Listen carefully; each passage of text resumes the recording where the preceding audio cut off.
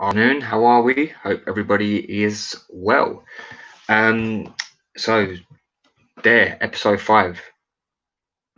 This is quite a long chapter, so we're gonna crack on. But before we do, I just want to make a quick note.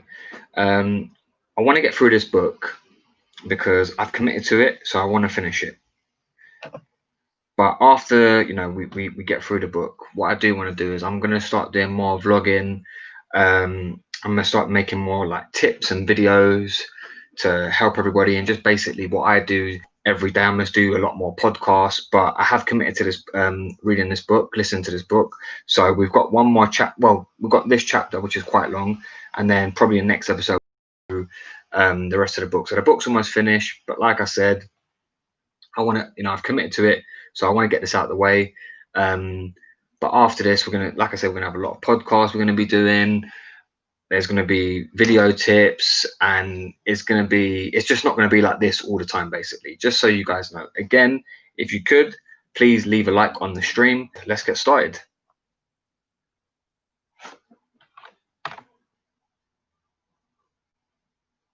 Chapter 8. Give up fearing these situations. The cave you fear to enter holds the treasure you seek. Joseph Campbell. So how did you go from having nothing troubling you to be and have your hair cut? You're smart and competent, you've travelled far and wide. So why is it that now you have to white knuckle your way through everyday situations that never caused you anxiety before? The answer is actually quite simple. You became afraid of anxious bodily sensations. That fear has rocked your confidence in your body's ability to handle itself in certain situations. It's never really the situation you have to handle, it's yourself. This loss of confidence doesn't have anxiety eroding your confidence bit by bit. Such fears can often be traced back to one incident. For example, maybe you were in a line and had an anxious sensation manifest. That experience was enough to scare you, and from that moment on, you started to lines. Or maybe you were stuck in traffic and had your first panic attack. Your mind then makes the connection that driving is something to fear, so now you fear driving and begin to avoid it. In this simple way, avoidance creeps in. When we initially have situations, we feel the problem, however, is that avoidance is a trap. In fact, it's the death knell of freedom. Over time, avoidance turns a fear of a situation into a phobia of it. A phobia is defined as a fear of or a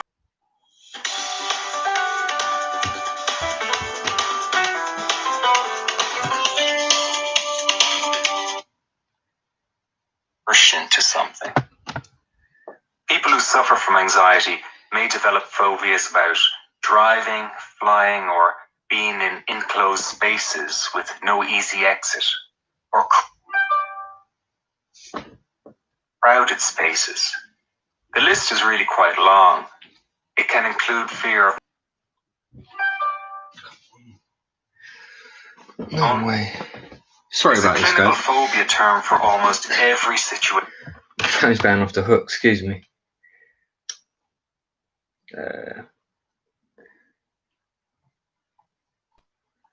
Let's go. You can imagine. It's easy to understand why phobias develop. It all ties back to a loss of confidence in your ability managing their anxiety by avoiding a particular situation at all. Avoidance can work for a while, but eventually it traps you. It shrinks and restricts your life, depriving you of many things that could bring you joy. The typical progression of avoidance has 3 stages. A. Having a panic attack in a particular situation. B. Associating the situation whenever possible in every detail of their day so that they don't have to stray out of their comfort zone and face certain situations that make them anxious. This comfort zone eventually becomes a prison. In order to break free of this prison, you need to step outside of it using the DARE response.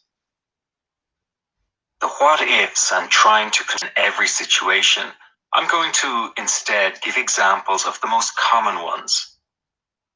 If I don't cover a specific situation that you struggle with, you'll still get a very good understanding of how to handle it by listening to the examples below.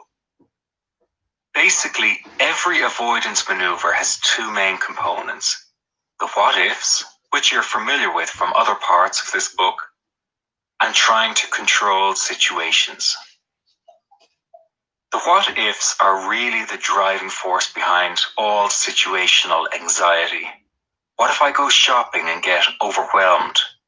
What if I get on the plane and the anxiety is too much for me to handle? What if I lose control and do something humiliating in front of others I know? What if are the sparks that ignite the flame of fear and anxiety in situations, if they're allowed to? In an effort to curtail the impact of the what ifs, an anxious person will try to control situations. If a person has to face a situation that they associate with panic and anxiety, they'll worry about it for days or even weeks in advance. They may need the assistance of a crutch, such as a safe person or medication, to get them through it. When they do have to encounter such a situation, the anxious mind will often prepare an out. Typical outs include sitting on the outside of a row of seats for easy access to the exit, pretending to get an important call if you feel the need to bail, always driving your own car so that you never have to wait for a ride home or sit in the passenger seat of another person's vehicle, always knowing where the toilet is in case you suddenly go or just need to be alone for a bit. In this manner is as unhelpful as avoiding them, because you're still sending the message to yourself that you're in potential danger, when of course you aren't. A panic attack isn't going to kill you. You're perfectly safe on a deserted island with panic and anxiety, as you are sitting in a hospital surrounded by doctors. So understand, physiologically, you really aren't in any more danger at Walmart than you are at home. When you come to really understand this, you can see that all you have to master in the end is yourself, not the situation. The anxiety isn't in the situation. Develop a higher tolerance of anxious sensations in different situations. Learning to feel confident and safe in the situations that make you anxious is the secret to overcoming your fear. The DARE response can be used in a variety of situations. Be sure to check back in again at the conclusion of this chapter, where more helpful tips and tricks for dealing with all these situations are located.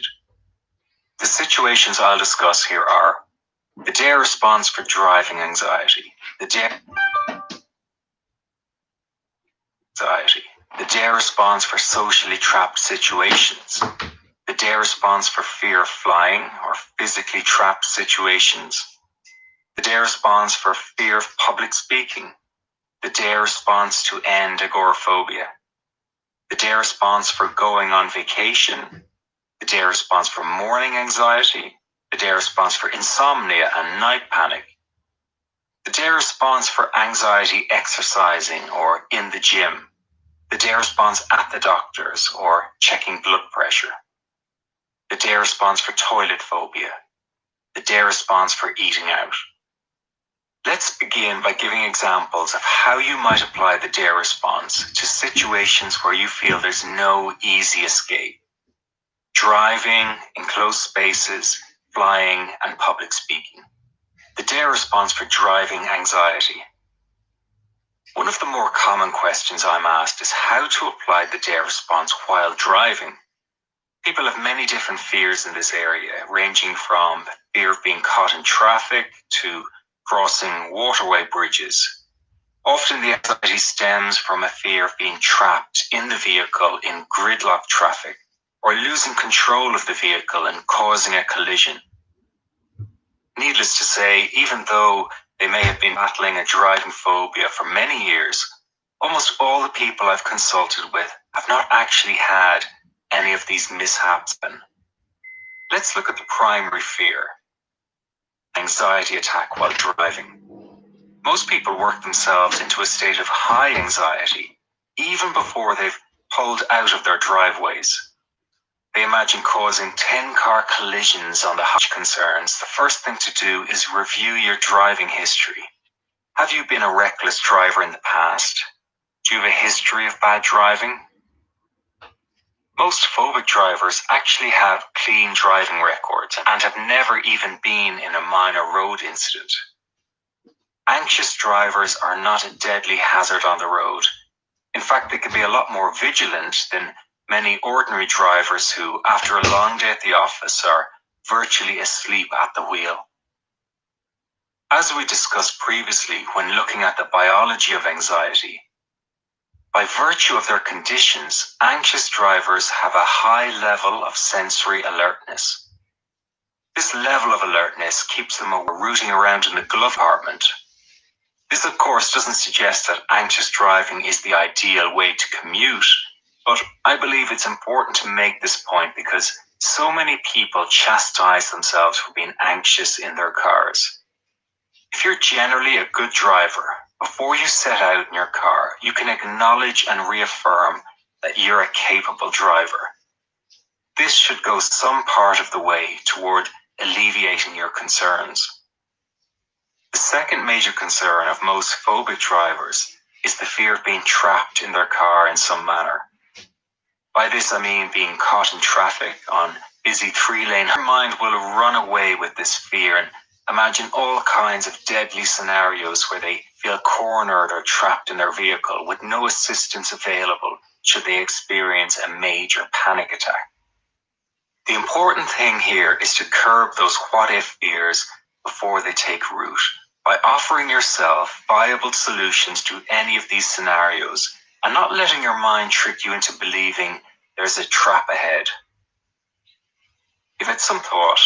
Are there really any situations, such as the ones described above, where you're really trapped with no means of escape? No, of course there aren't. Eventually, traffic always moves. It doesn't remain gridlocked forever. There's flow and there's always an exit. This may mean figuring out the exit for yourself, but never let these thoughts corner you into thinking there's no escape. When you counteract these thoughts with logical solutions, you undermine the control that fear holds over you. I'm going to show you how to apply the DARE response to driving anxiety. I suggest that you begin by taking your car out on a practice run, possibly at night or on a Sunday when there's less traffic. Drive a route that you feel anxious about. Perhaps go beyond your safety zone or drive over a bridge. If you feel very nervous, you at least some degree of concern. You won't be long into the journey before the anxiety starts to manifest. This anxiety may be low level, but if driving really is a problem, it'll gradually manifest itself into feelings of panic or anxiety. As you feel that panic rise and what-if fears manifesting, begin by diffusing each of those fears with a confident, dismissive, "So what? I have the tools to get through it now. I know I can handle it. What if the car breaks down and I get stuck? It won't be long before someone comes to help me. What if I get anxious crossing a bridge or driving through a tunnel? Much worse. What if I feel too dizzy and can't drive? Whatever, I'll find a safe place to pull over and take a break until it passes." Diffuse these what-ifs quickly and allow the nervous arousal you feel to just be there with you as you drive. Tell yourself you're going to allow it to manifest whatever way it wishes. You're going to be totally comfortable with whatever anxious discomfort you feel about these anxious thoughts. As you accept and allow, it's natural that what-if thoughts will continue to pop into your mind. They're to be expected. If they grab your attention, be sure to answer them with a dismissive "so what" or "whatever." If you feel the bodily sensations of nervous arousal increasing into a rush of adrenaline, panic attack, run toward your fear. Tell yourself how excited you feel to be driving and demand that your anxiety make your sensations more intense. Tell your anxiety to bring it on and deliver a full-blown panic attack. Really demand it and get angry if you like. If you really demand more, the adrenaline flood will stop quickly and you'll return to a much lower level of nervous arousal that you can allow to be fully present. If you feel safer pulling over to do this, then please do so. If you do feel lightheaded and faint, pull over and continue with the dare response in a parked position. We don't want you too distracted while driving, but it's possible for many people to still complete this step even while driving. You know your own self best, so do whatever you're most comfortable with.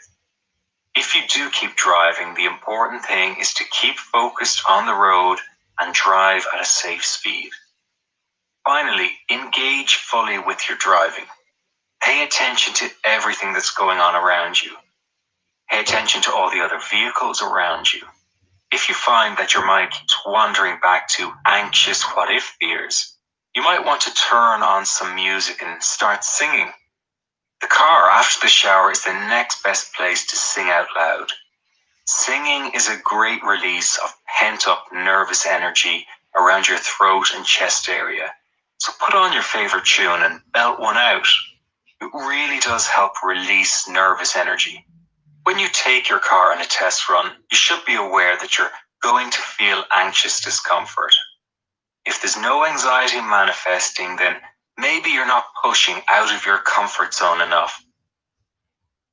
The real learning happens and real confidence is built when you feel anxious yet still complete the task. The initial goal is not to eliminate your anxious sensations, it's to drive with them, regardless of whether they're present or not. These practice drives can be done with another person the first few times to help build up your confidence. If you don't have someone to practice with, hire a driving instructor to do with you. After more practice, I recommend then driving alone. That's when you develop true independence and freedom from fear. If you always practice with another individual, you may form the idea that it's your passenger who's helping you feel safe, and that can hold your progress back. If you find it hard to drive on busy roads, then practice during times of the day when there's little to no traffic. For example, very early on Sunday mornings. Wherever you go, there you are, Buddha. It's very common for a person with driving anxiety to fear passing a certain distance away from their safe zone, usually their home. The anxious what-if thought is, what if I go too far and have a panic attack and can't get back? This fear applies to all travel away from home. What you have to understand is that distance is really irrelevant. How far you go isn't important. What is important is how you handle each and every wave of anxiety that manifests. This is a psychological issue going on within your own mind and body. And it doesn't matter whether you're sitting on your front porch or aboard the space station. It's always about your response. So don't focus on the distance. Focus on your response. I appreciate, however, in the beginning that you still have to prove this to yourself with experience. So if driving a certain distance from home is a concern, then break it down into smaller steps. Start by determining what your safe zone in your mind is, and then begin by pushing yourself to drive just outside that safe zone. That might be 5, 10, or 50 miles from your home. I did it. Now let's rush back home in case something happens. Instead, I want you to just stop the car and stay there a while. Stay there seated in your car until you get a bit bored. This is very important to do because it means you're pushing the boundary out and keeping it out. You own that new distance. Your world has gotten that much bigger, and so has your confidence. Now you start to appreciate that the distance you go is really an illusion. The only thing that matters is how you respond to the waves of anxiety wherever you find yourself. The dare response will give you the ability to move into the fear of any road situation. Moving with your anxious discomfort while driving brings your confidence back. The dare response for socially trapped situations. By socially trapped situations, I mean any situation in which you might find yourself where you feel you can't easily leave or excuse yourself from it because of some kind of social embarrassment.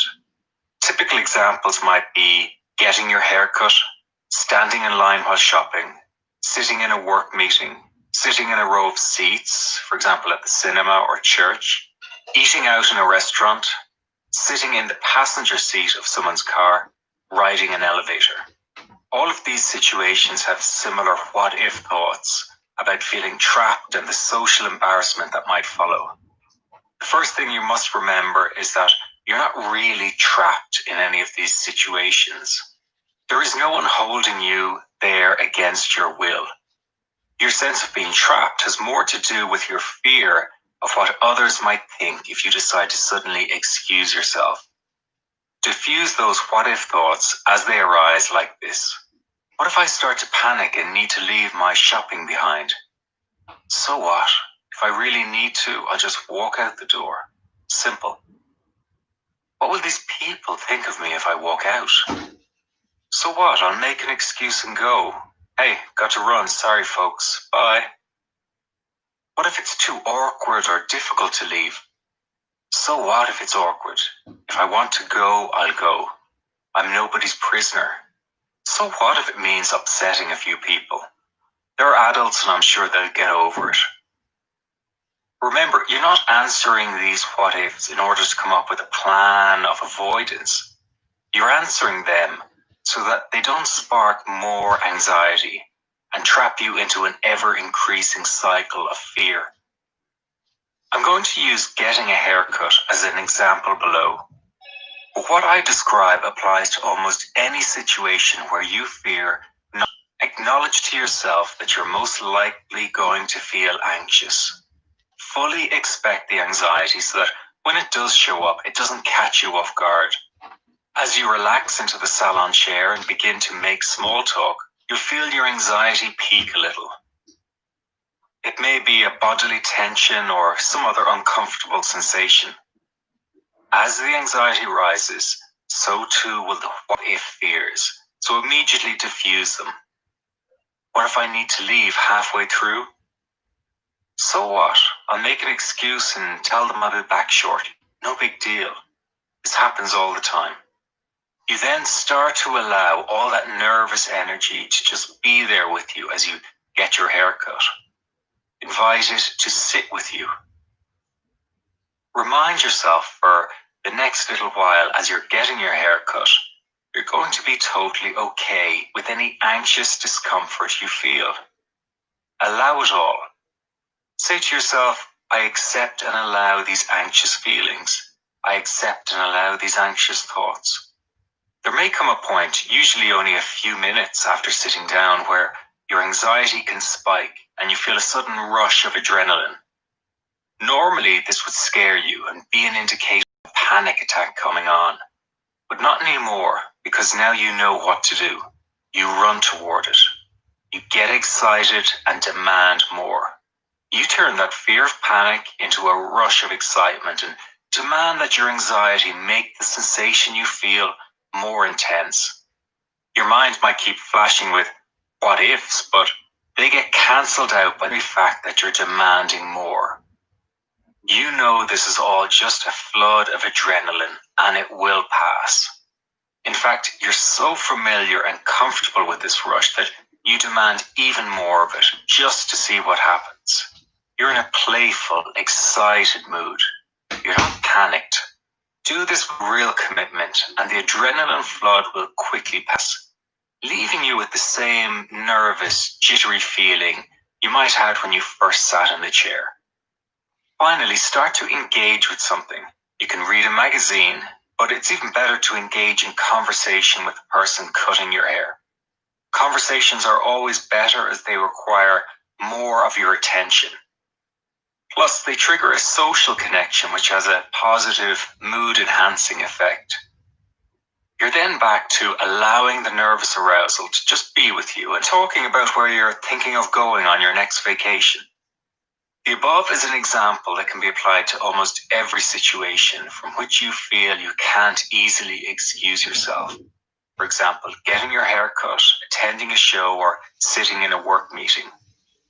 It's really important to work through your anxiety in the situation as best you can. If you leave early because of the anxiety, you'll feel defeated, as if the anxiety has the upper hand. What about situations where there is absolutely no exit?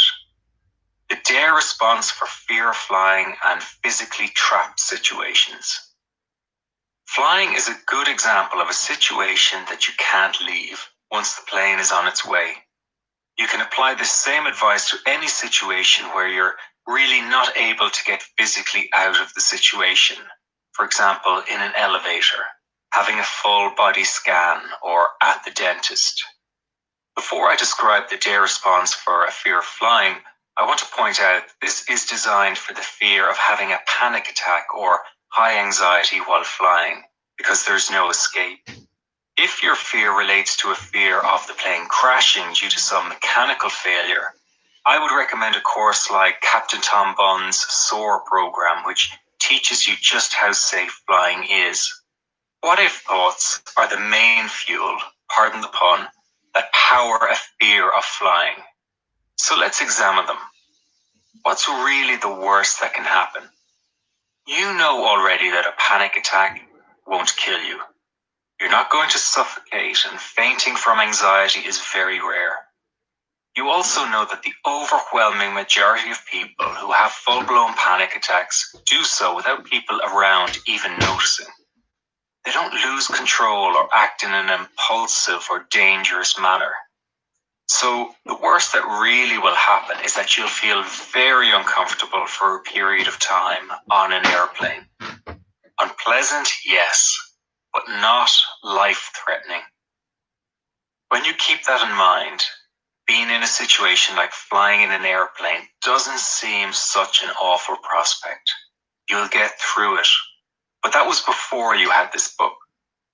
Now you have the tools to make that unpleasant experience more pleasant, to the point where you might actually even enjoy the flight. I'm going to demonstrate how to apply the DARE response for fear of flying so that you can feel confident and safe while flying both long and short distances. A good flight starts the night before. Try to ensure that you get some good rest before departure. Fatigue can cause excess stress. On the day of the flight, organize your schedule as best as possible, ensuring that there's no hassle getting to the airport and passing through security. You can do this by giving yourself plenty of time. There's no point in adding more stress to an already nervous trip simply because you rushed through the airport at the last minute. As you most likely will experience anxiety. Now take your seat and reframe the anxious feelings you have by telling yourself over and over, I'm excited to be flying. I'm excited to be flying. And so you should be. Flying is exciting. Allow your body to express that excitement. Remember, what if thoughts are guaranteed? Diffuse each and every one of them that tugs at you. What if the anxiety gets really bad and I've nowhere to run? So what? If it gets really bad, yes, it will be uncomfortable, but it won't kill me. It will pass. I can't keep escalating. What if we experience really bad turbulence? Whatever, I'll treat it like an exciting roller coaster ride. I know I'm safe and that airplanes can easily handle the very worst turbulence. As you settle in, allow all the nervous arousal you feel to be there with you. Let it accompany you on this journey. Invite it to stay and tell it that You know it will probably get more intense during takeoff and in moments of turbulence, but that's okay too.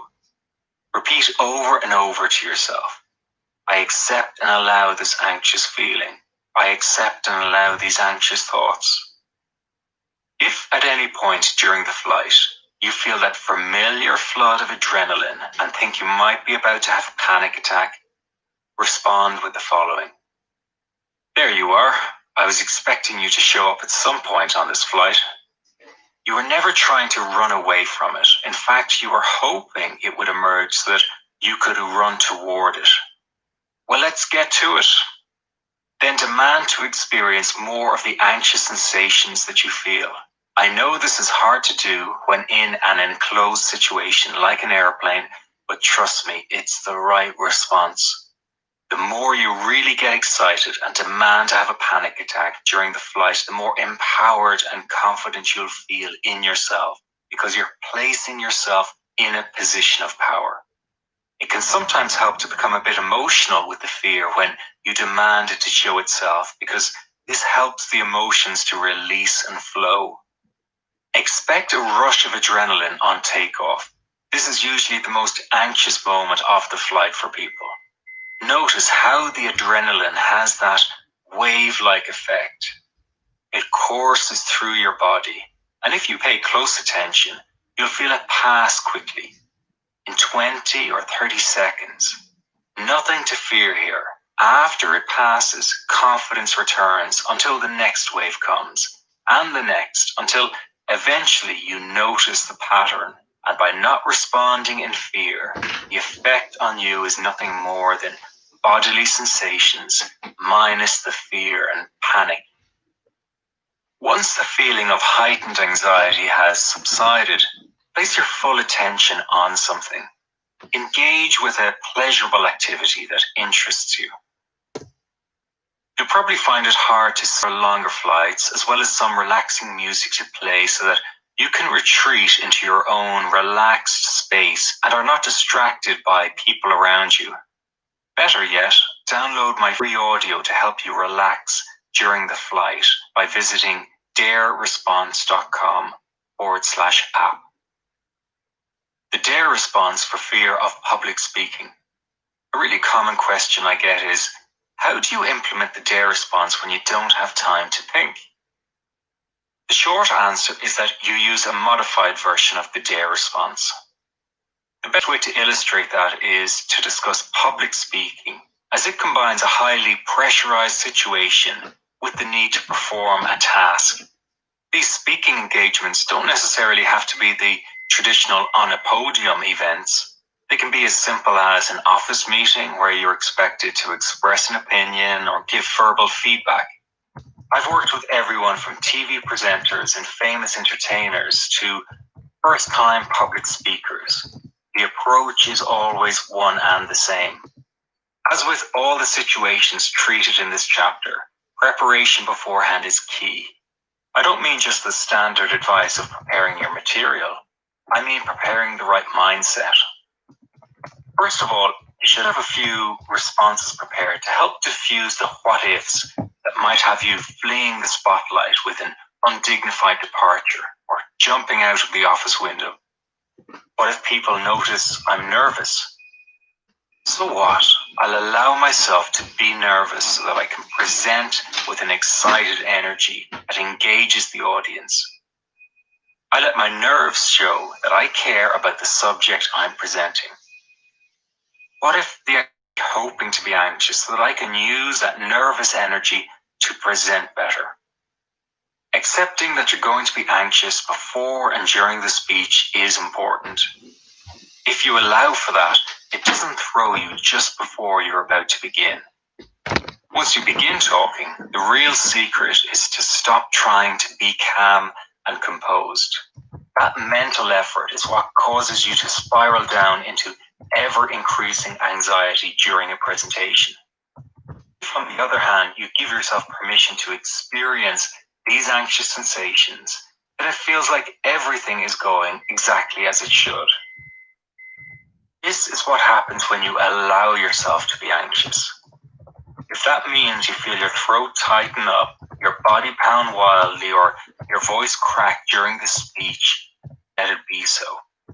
Most of the top speakers in the world are riddled with anxiety before an event, but they always use this nervousness to enhance their speech or performance. When you channel your nervous discomfort into the presentation, all your energies are going in the one same direction. Instead of part of you trying hard to be calm and composed. No one wants calm and composed. People want to hear presenters who are alive and present. It's okay to let the world see you're nervous. That's more authentic. And it brings you very much into the moment, as opposed to being a speaker who appears totally bored and as if she or he has given the same presentation 100 times before. By channeling the nervous energy into the moment and allowing it to manifest, you're then moving in the same direction as the anxiety. Instead of pushing the emotional energy and excitement down into your stomach, you're expressing it out, discharging it.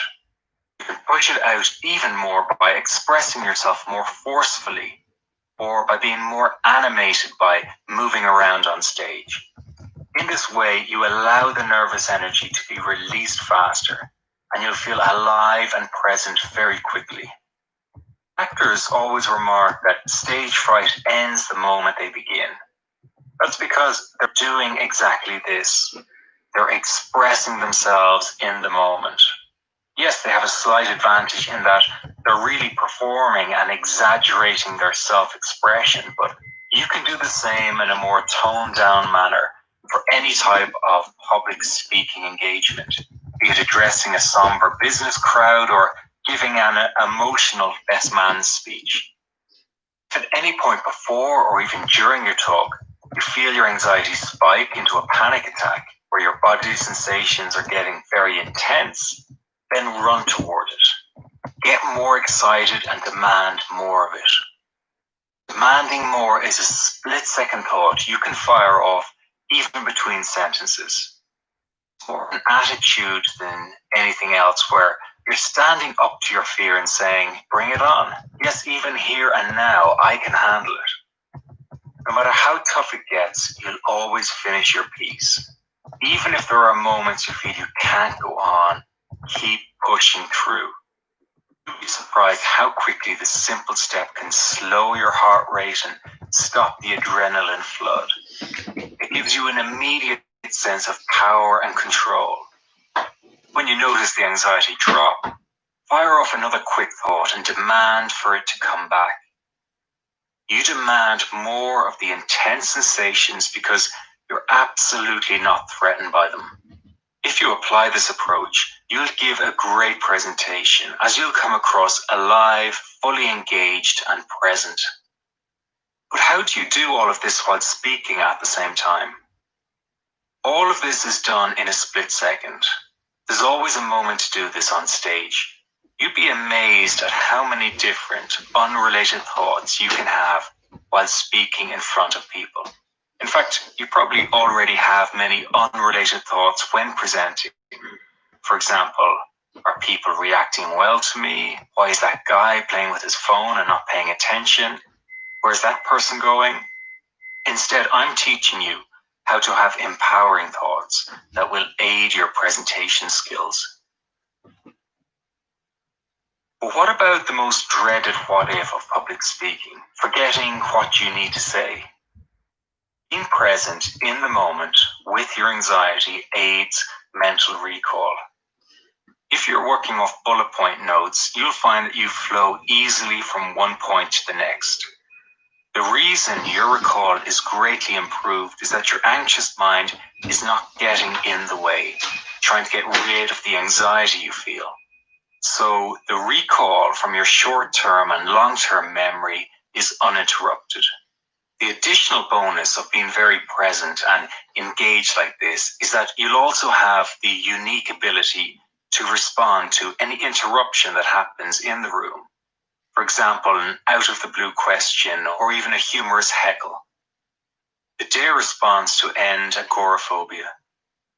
Agoraphobia is defined as an extreme or irrational fear of open or public places. What that really translates into is an extreme fear of having a panic attack anywhere outside the home. I think a lot of people who have regular panic attacks experience some degree of agoraphobia. Some of them might call themselves functioning agoraphobics, meaning they can function within a small radius of their home. They can shop locally or maybe pick the kids up from school, but they can't do much outside that zone. The agoraphobic person fears that if a panic attack does occur, who would look after them and how would they get assistance and reassurance? Feel at the mercy of the place in which they find themselves and the strangers around them. In its extreme form, agoraphobia can lead to a situation where people become totally housebound for long periods of time. If you're agoraphobic, please see the chapter Give Up Your Safe Zone for advice on how to push outside your safe zone using the DARE response. The DARE response going on vacation. It's appropriate to briefly mention a really common fear, which is the fear of going on vacation. This kind of situation usually raises the following fears: getting upset at the idea of being far from home, feeling uncomfortable in strange new surroundings, for example, strange foods, sights, or sounds, fear of vacationing with people, friends, in-laws, who might not understand your problem, fear of being unable to enjoy it and spending every minute wishing to be back home again. Taking a vacation is a great way to build your confidence, as it gives you an opportunity to really step outside your safe zone, have new opportunities to practice the DARE response and build your confidence up. Your confidence will soar because you'll really grasp the idea that distance is irrelevant. It's always about you and how you're handling the anxiety as it manifests, regardless of where you're located. Armed with the DARE response, you can now go on vacation confident that whatever happens, you'll be able to handle it. The hardest part is actually the anticipation of the vacation, worrying about the flight, worrying about the accommodation, worrying about getting home. Worrying like that is to be expected before vacation, especially if it's something you haven't done in a long time. Use the DARE response to diffuse this anticipatory anxiety as well. And trust me that once you actually begin your vacation, your anxiety won't be the problem you fear will be. The added bonus of being on vacation is that you get absorbed by the new surroundings and activities, and as a result, spend less time ruminating over your anxiety. If anxiety does manifest on your vacations, don't start to get upset. Simply understand that this was never about not being anxious on your vacations. It's about being able to still enjoy yourself and be there with friends and family, regardless of anxiety or not. That's a huge achievement. You can go with the mindset of bringing your anxiety with you on vacation. Pack a little bag for it. If it stays the whole trip, well and good. The important thing is that you don't let it stop you from going. When you get back home, your confidence will soar because you would have really proved to yourself that the idea of a safe zone is an illusion. You traveled well outside your safe zone and even ended up having a good time. Now challenges at home seem all the more manageable. The DARE response for morning anxiety. Many people with anxiety will report that mornings are the hardest. You may be interested to know that there is scientific evidence to explain why. The vast majority of people experience higher levels of the stress hormone cortisol in the morning. For some, there can be an increase of about 50% in cortisol levels occurring 20 to 30 minutes after awakening in the morning. Following this, cortisol levels decline throughout the day, with the lowest levels occurring during the first half of the night. This raised level of cortisol is felt more acutely by those that are highly anxious and sensitized already. Compounding all of this is the sluggish nature of your body and mind in the morning, which can create a haze-like effect, leading to more frustration and worry. We have the expression, he or she is not a morning person. It's the reason why people drink coffee every morning to snap out of this morning haze. For this reason, it's important to be mindful of what's happening in your body and not to get upset by it. It doesn't mean that you aren't making progress or that your anxiety is getting worse. It will lift as the morning moves on, especially if you apply the DARE response. Allow the anxiety to be and channel the nervous energy you feel into positive action. Now take the following additional steps. Number 1, drink a large glass of fresh water. Number 2, open the window for some fresh air and then begin with some light stretching. Number 3, next take a cold shower. No, it's not particularly pleasant, but you'll feel mentally much more alert as the anxious haze lifts with the shock of the cold water. If it's too intense for you, then vary the temperature between cold and warm. There are health benefits to a cold shower too. Studies show our body's immune system benefits because the number of white blood cells produced increases when we take regular cold showers. Number 4, eat a good breakfast. Be sure to avoid refined sugar, coffee, and caffeinated teas. Instead, have a cup of hot water with a slice of lemon. This is a really great way to give your whole system, and particularly your liver, a healthy morning boost. Never skip breakfast no matter how pushed for time you are. 5, if you don't have something in particular to do each morning, then you must find something to do. Don't hang around. If you're idle, your mind will turn inwards and go back to checking in on your anxiety. What you want is to be busy from the get-go and have a purpose to your morning. The distraction of having something purposeful to do is often the insomnia and night panic. The two things that keep people awake at night are physical pain or worry. Insomnia is defined as habitual sleeplessness. When it manifests, it develops into a worry of not being able to sleep that can play on a person's mind hours before they actually have to go to bed. It's a vicious cycle. To break the cycle of insomnia, you have to be allowing of whatever happens at night. Don't try to force sleep, as that will only add to the problem. You approach each night as simply a possible opportunity to sleep. By doing this, you remove the pressure you're placing yourself under. Here's how to apply the DARE response in this situation. In a way, some people have performance anxiety when they think about sleeping. They ask themselves, will I be able to make myself sleep tonight?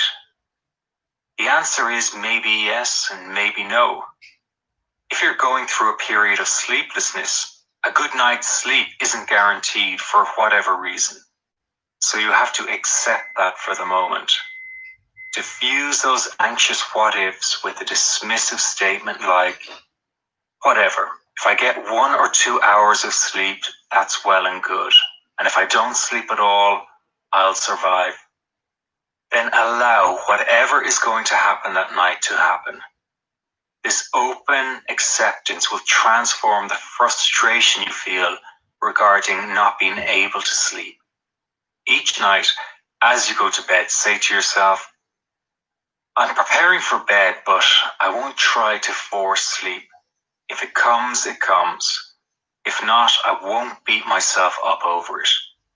This is a period I'm going through, but I'll soon return to normal sleep patterns. It's natural for every person to go through periods of sleeplessness from time to time.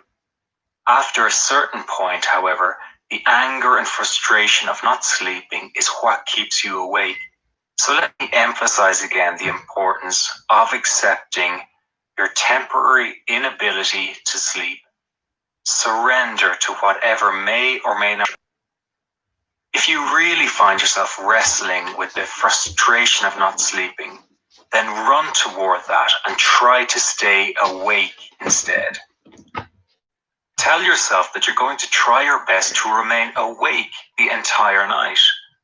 This alone could be enough to end the frustration and allow you to doze off after. Avoid engaging with to-do lists or replaying any negative events of the day in your mind. Instead, just focus on your breath as you lie in bed. Here are some additional tips on how to create the most advantageous conditions for sleep, and also what you can do when you simply can't nod off. If possible, have a warm bath with some drops of lavender oil before bed. Your muscles will start to relax in the warm water, and the smell of lavender oil triggers a calming response. Hot water releases muscle tension and reduces restlessness, making it easier for you to relax into a bed. If you can't take a bath, then have a long hot shower. Take 300 milligrams of magnesium before going to bed. Magnesium is a great sleep aid as it helps with muscle relaxation. More on magnesium in the Supercharge Your Recovery chapter. Set the right temperature for your room. If you're in a cooler room rather than one that's too warm, it's easier for sleep to happen. The recommended temperature is between 65 and 72 degrees Fahrenheit. That's 18 to 22 Celsius. But you may need to play around with that to find your ideal temperature. For the majority of people, having the room too warm or using too many blankets is a major cause of restless sleep patterns. If your mind is very active, read fiction for a short period in bed before turning off the light. Fiction is a mental state changer. It stimulates the right side of your brain, which is the side that controls imagination and visualization. And it helps to turn off the analytical brain, which loves to worry about tomorrow. Be sure the book is something light, nothing too gripping, or you might never put it down. It needs to be fiction, not newspapers or business books, for this to be effective, because fiction allows you to escape your daily thought patterns. Use an eye mask. People with anxiety tend to be quite sensitive to light and sound. Even the slightest light entering the room may be hindering your ability to sleep. The added advantage with the eye mask is that if you wake early in the morning and the room is getting brighter, you won't be affected by this with the mask on. It only takes about 3 nights of using an eye mask to get accustomed to it. If you wake in the middle of the night, don't leave your bed. Try to stay there. Getting up takes you further out of the sleep pattern. It's best if you stay in bed lying down with the light off, because that sends a message to your brain that it really is bedtime. If you're very awake, try reading some more fiction and then turn off the light as soon as you feel sleepy again. Should you find your mind racing and simply can't stop obsessing about a certain matter, turn the light on, get a pen and paper, and start writing your worries down. For example, tomorrow I have to do X, Y, and Z, and I'm afraid I won't be well rested. Write down your worries until the exercise becomes tedious. It's important to One of the reasons we can't fall asleep is that our minds feel these worries are important to analyze over and over. Writing down all your worries has the effect of saying to your mind, okay, mind, you think these are important? I've written them all down morning and deal with them then. But right now, let's sleep. The mind can be like a small child who just needs reassurance, that needs to let go of these mental worries. You then discover in the morning that almost all the worries or concerns aren't big issues. Night panic. People with anxiety disorders can sometimes be awakened at night by panic attacks. Some describe it like this. Just as I'm about to drop off to sleep, my body seems to jolt awake like an electric shock, which then frightens me and keeps me awake for hours. This jolt is called a hypnic jerk or a hypnagogic massive jerk. A hypnic jerk usually occurs just as the person enters sleep. People often describe it as a falling sensation or an electric shock, and it's a completely normal experience. It's most common when we're sleeping uncomfortably or when we're to drift off into sleep. The body undergoes changes in temperature, breathing, and muscle relaxation. The hypnic jerk may be a result of the muscles relaxing. The brain misinterprets this as a sign of falling, and it signals limbs to wake up, hence the jerking legs or arms. People turn hypnic jerks into panic attacks because they already feel nervous about their condition, and the jolt scares them into thinking something bad is happening. Again, it's a fearful response to a sensation. Usually when these people jolt awake, they get a fright and gasp for air, which can then turn into a fear of a breathing or a heart problem while sleeping. If you wake like this, then simply understanding the nature of hypnic jerks can strip the anxiety away from the experience. Reassure yourself that you're safe and that the jerk is something to worry about. It doesn't disrupt your bodily functions and it doesn't put you in any danger. As a side point, people who have a fear of flying often experience this jolt on long-haul flights because they drift off to sleep in an uncomfortable position and then suddenly jolt awake. Jolting awake like this causes them more anxiety because they're on an airplane. The DARE response for anxiety exercising and in the gym. One of the biggest triggers for people who have panic attacks is to experience an intense bodily sensation out of the blue, as it were. Sensations like a pounding heart, increased respiration, or hot flashes, which we detailed in the previous chapter, can be very upsetting. And yet these are exactly the sensations created from vigorous workouts. This is why many people report having panic attacks in the gym and develop a phobia around doing any exercise that might recreate these sensations. Armed with the DARE response, workouts are now going to become your new way of building your confidence in your body back up. What follows is a strategy for anyone who has a fear of intense bodily sensations, which pretty much includes everyone who has panic attacks. The aim is to go to the park or gym and work out with the sole intention of getting comfortable with aroused bodily sensations. I'm going to use the treadmill as an example, but this can be applied to any workout that increases your heart rate and causes you to sweat. Start with a brisk walk and then work up to a low to medium pace jog on the treadmill. As soon as the sensations, the pounding heart, sweating, increased respiration are present, slow back down to a brisk walk. Now, as you walk, practice the DARE response with the sensations that are still present. Diffuse anxious what-if thinking. What if my heart won't stop pounding? Whatever, if it keeps pounding, let it. What if my breathing stays so labored? Oh well, if it does, that's fine, no big deal. It will eventually settle down. Allow all sensations to be present. Repeat over and over to yourself, I accept and allow this anxious feeling. I accept and allow these anxious thoughts. If you feel the anxiety is escalating into a sense of panic, run towards it. Demand more. You can demand more by requesting that your heart pound even faster or that your breathing get even more intense. The good thing about walking and not running at this stage is that you know in the back of your mind that the sensations are decreasing anyway as your body is calming down from an exerted state. After a few minutes, all the sensations will have disappeared and your body will be in a comfortable state, just walking on the treadmill.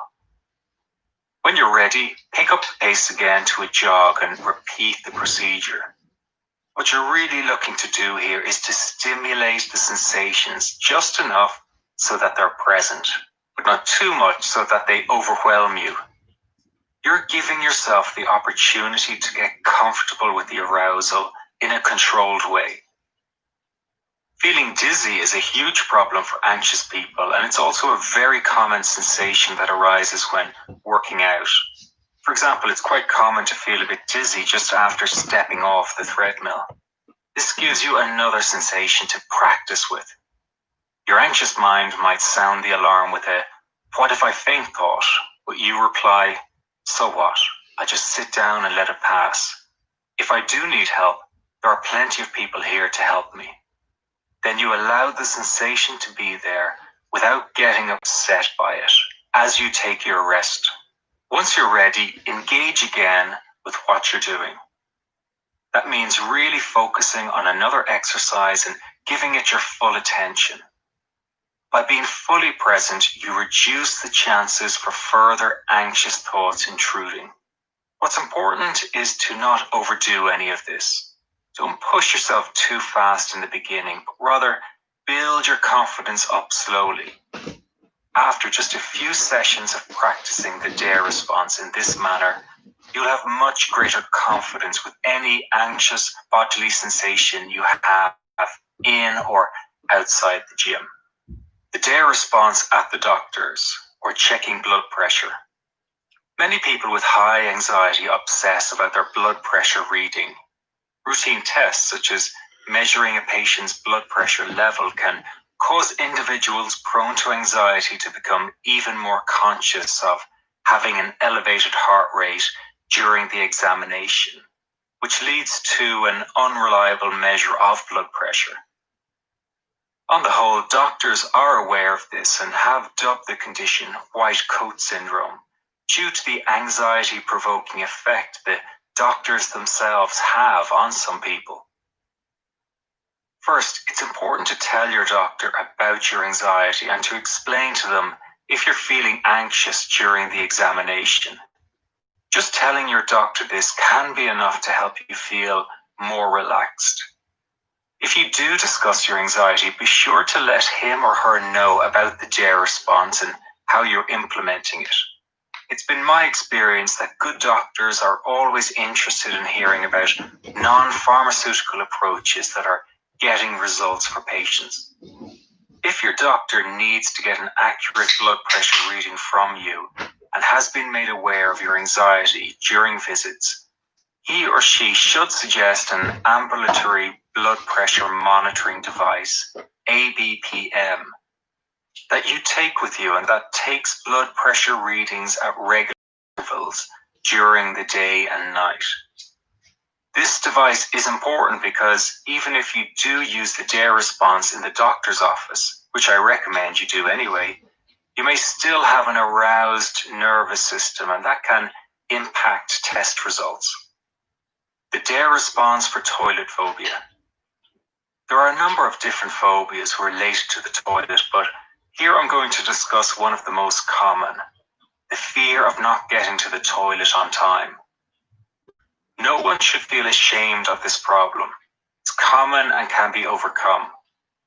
This fear is almost always connected to social embarrassment, and it rarely happens in situations where other people are not around. Anxiety can give people the impression that they have a weak bladder when anxious to toilet several times. In most cases, there's no physical problem, and the frequency of needing a toilet is purely psychological. As with all situational anxiety, what if thoughts are the main driver of the fear? What if I can't make it to the toilet? People often run these scenarios through their minds of not being able to reach a toilet on time and the social embarrassment this would cause. If you experience this fear when you leave home, I'll outline steps you can take to minimize the anxiety. The solution lies in rebuilding confidence in your own body and putting less focus on the fear of embarrassment or ridicule. Start by putting yourself in situations where you know there are toilets, but position yourself far enough away so that your anxiety is activated. Let's take a shopping mall as an example. As you enter the mall and the fear escalates, find a place to sit down. As the fearful what-if thoughts surface, diffuse them. Simply say to the thoughts, whatever, I'm not worried by that scenario because I have full confidence in controlling my body. You work through the dare response by allowing the anxiety to be present. Only when the anxiety lessens, stand up and then walk slowly and calmly to the toilet. By the time you reach it, you might even find that you no longer need to go. The important point is to move toward the toilet only when you feel that you, not the anxiety, are the one deciding when to go. If you keep running to the toilet every time you feel the urge, you reinforce the idea that you have no control over the situation. By working through the anxiety and going only when you're ready, your confidence in your ability to control your body increases tenfold. You might want to begin by setting up these opportunities when you're alone. When you're with friends, fear of embarrassment can make it more difficult. As you practice this, you'll reach a point where you feel more confident about controlling your body's need to use the toilet. The dare response for eating out. We all love to have a nice dinner made by someone else, be it in a restaurant or over at a friend's house, right?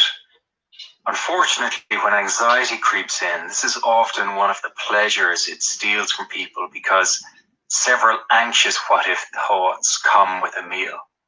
I want you to now think in your own mind of the what-ifs and how you might diffuse those what-ifs. For example, what if I have to leave the restaurant? What will my friends or colleagues think? Whatever, I can make up a perfectly normal excuse to leave without a fuss. What if I have to leave after my host has gone to so much trouble to prepare a meal? It's so rude.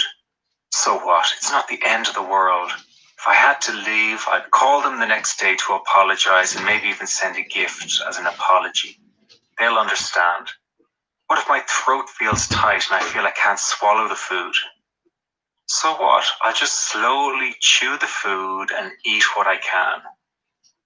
The important thing is to give a firm response and not let those fears stop you from going out for a meal. Always keep pushing out of your comfort zone. For example, tell yourself you feel excited. I'm excited by this feeling. I'm excited to be eating out. This is going to be fun. As you sit at the table, allow any anxiety you feel to be present. Let it come in waves. Allow it all. The jitters, the restlessness, even the queasy stomach you secretly wished would not manifest, but it did. Repeat to yourself, I accept and allow this anxious feeling. I accept and allow these anxious thoughts. If your mind keeps back to the idea that there is a real threat present, then run toward it and tell yourself that you feel really excited to be eating out in a restaurant. Treat it like an adventure.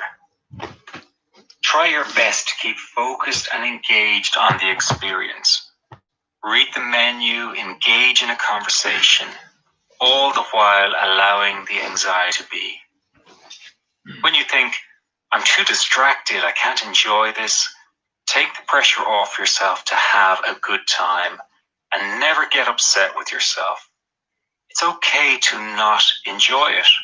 You're recovering from anxiety and each new situation is a learning experience.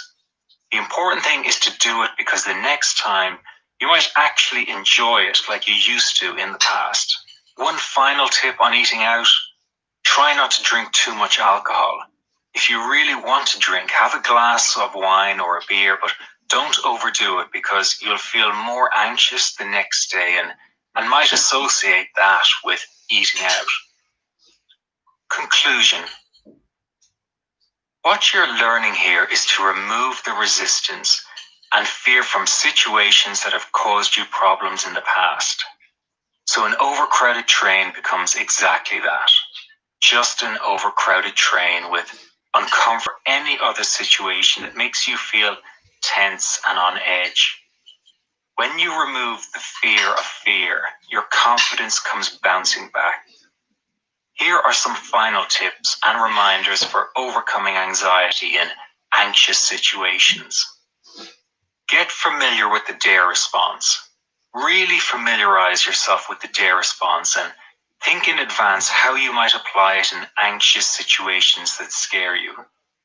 For example, the night before you're about to take a bus journey, you can rehearse in your mind's eye how you'll handle the waves of anxiety when they manifest. See yourself successfully dealing with the anxiety using each of the steps of the DARE response. Remember, it's not about doing it without fear. It's about doing it with fear and succeeding. This kind of mental rehearsal trains you to respond with greater ease when the situation does occur. You can carry bullet point notes of the DARE response with you on a card or on your smartphone when you're out and about so that you can remind yourself how to respond correctly. Make baby steps. Get a journal and create a step-by-step strategy of how you're going to approach the situation you fear. Break it down into small steps that you can manage. Don't try to do too much too soon. If you simply can't motivate yourself to tackle a situation, tell yourself you'll do just a tiny basic step to begin with. For example, with driving, you might start by just driving once around the block, then come home. It may be that once you're out and driving, you'll go further and further. But the important thing is to make the first step. If elevators are the problem, start by just stepping in one and letting the door close. Then get out again. If shopping is the issue, go and buy just one item.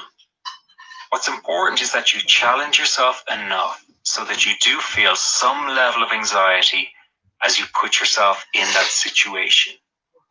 If there isn't some level of anxiety, you're probably not pushing out of your comfort zone enough. If you need a support person, find one. Some people can't face the idea of tackling an anxious situation alone. In this case, find to bring a support person along with you as you practice the DARE response and build your confidence up again. Then when you feel ready, you should try doing it alone so that you don't become too dependent on the support person. That person might be your partner or a friend, or it can be a hired person like a therapist who is familiar with this approach of facing anxiety. I know of people who have had driving anxiety that hired a driving instructor to come with them just to get them back out on the roads that make them anxious. In this way, they felt more comfortable pushing themselves outside their comfort zone.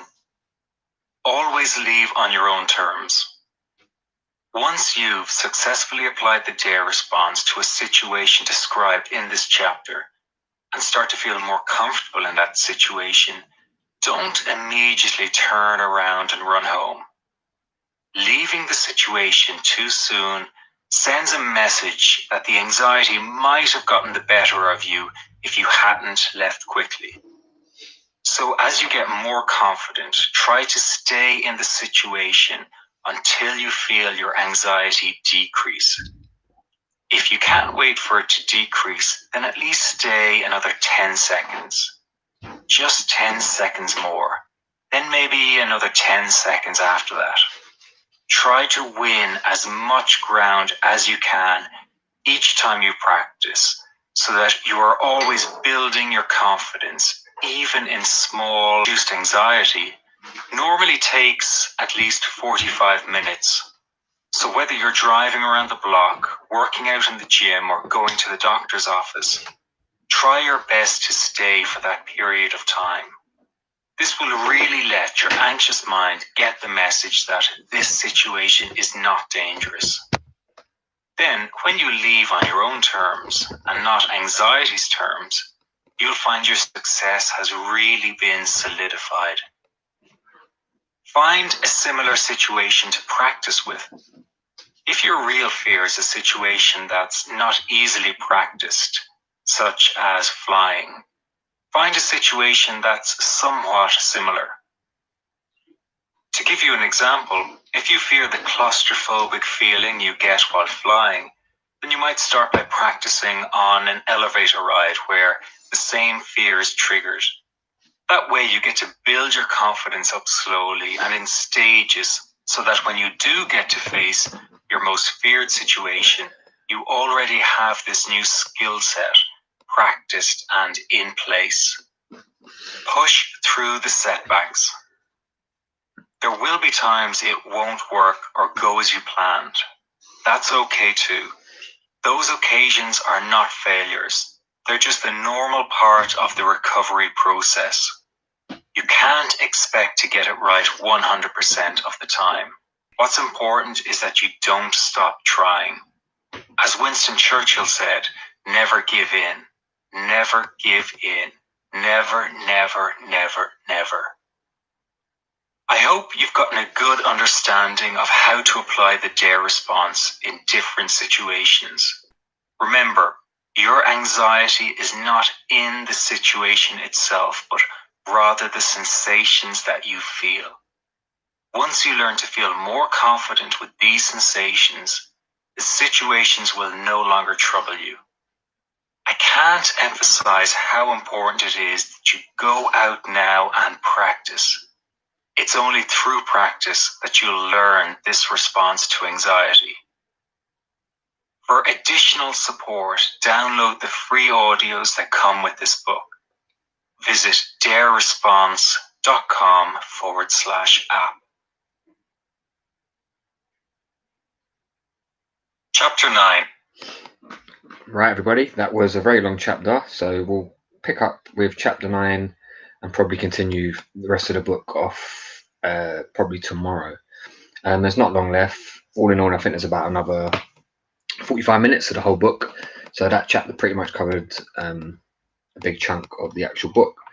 So again, guys, if you could please leave a like on this video and subscribe if you haven't already, because it will help the algorithm out, and the more people who like it, the more people are able to see the video.